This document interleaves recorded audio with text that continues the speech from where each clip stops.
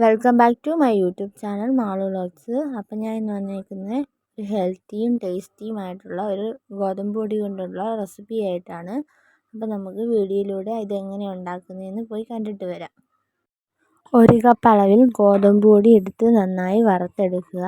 പിന്നെ ആവശ്യത്തിനുള്ള ചൂടുവെള്ളം തിളപ്പിക്കണം. പിന്നെ നമുക്ക് ആവശ്യത്തിനായ തേങ്ങ ചിരകിയത് വേണം. അപ്പോൾ ആദ്യമായി നമ്മൾ പാത്രത്തിലേക്ക് ചൂടുവെള്ളം ഒഴിക്കുക.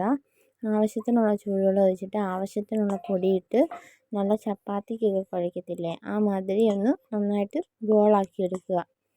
എന്നിട്ട് നമ്മൾ ഇടിയപ്പത്തിൻ്റെ അച്ചെടുത്ത് അതിലേക്ക് ഈ മാവ് നിറച്ചിട്ട്, അപ്പോൾ ഇത് ഡയറക്റ്റ് ഇഡലിയൊക്കെ ഉണ്ടാക്കുന്ന തട്ടിലേക്ക് പ്രസ് ചെയ്ത് വീഴിക്കുകയല്ല, വാഴയിലയിലാണ് നമ്മൾ ഉണ്ടാക്കുന്നത്.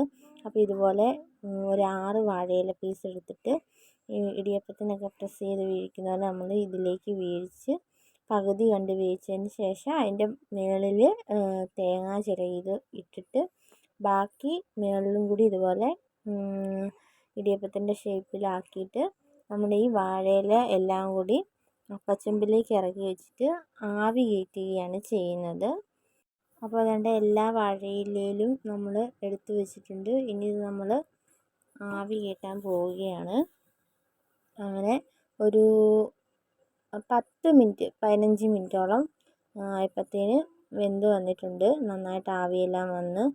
അപ്പം നല്ല ടേസ്റ്റി ഹെൽത്തി ആയിട്ടുള്ള ഗോതമ്പ് പൊടി കൊണ്ട് ഇങ്ങനെയും നമുക്ക് നൂലപ്പം ഉണ്ടാക്കിയെടുക്കാം. വേറൊരു കറിയും വേണമെന്നില്ല, ചുമ്മാതാണേലും കഴിക്കാം. കുട്ടികൾക്കൊക്കെ ഇങ്ങനെ ഉണ്ടാക്കി കൊടുക്കുന്നത് നല്ലതാണ്. വീഡിയോ ഇഷ്ടമായെങ്കിൽ ലൈക്ക് ചെയ്യുക, ഷെയർ ചെയ്യുക, സബ്സ്ക്രൈബ് ചെയ്യുക. അപ്പം മറ്റൊരു വീഡിയോ ആയിട്ട് വരുന്നവരേക്കും ടാറ്റാ ബൈ ബൈ.